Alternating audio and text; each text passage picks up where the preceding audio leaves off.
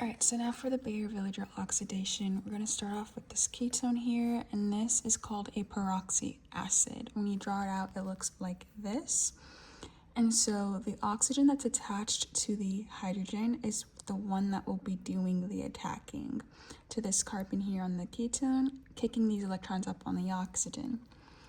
Now, this looks very complicated, but if you can just look, it's simply our ketone with the extra pair of electrons on the oxygen attached to this peroxy acid right here. Now, once you have the peroxy acid, an intermolecular proton transfer is going to occur. That's where the oxygen on the peroxy acid is going to attach the proton here that was part of the oxygen that attacked the ketone. Excuse me. So then, after the intermolecular proton transfer, you're going to get this molecule here. You can see that the oxygen now has the proton and this one no longer has it. Another thing is going to happen. We're going to have so many arrows moving around, and so to make life easier, I went ahead and color-coded everything.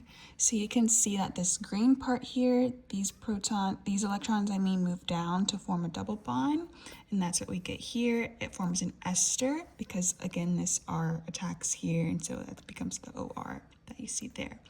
For pink, these lone pairs on the carbonyl, are going to come down to the oxygen with the hydrogen, and that's going to form this single bond here. There's the carbon for the carbonyl. And then these arrows are going to completely detach, which is why we see the plus sign here, because that molecule has now split into two, and it's going to form a double bond with this carbon here, and that's how we still end up with the carbonyl. And then this R is this R. And that's how we get our carboxylic acid.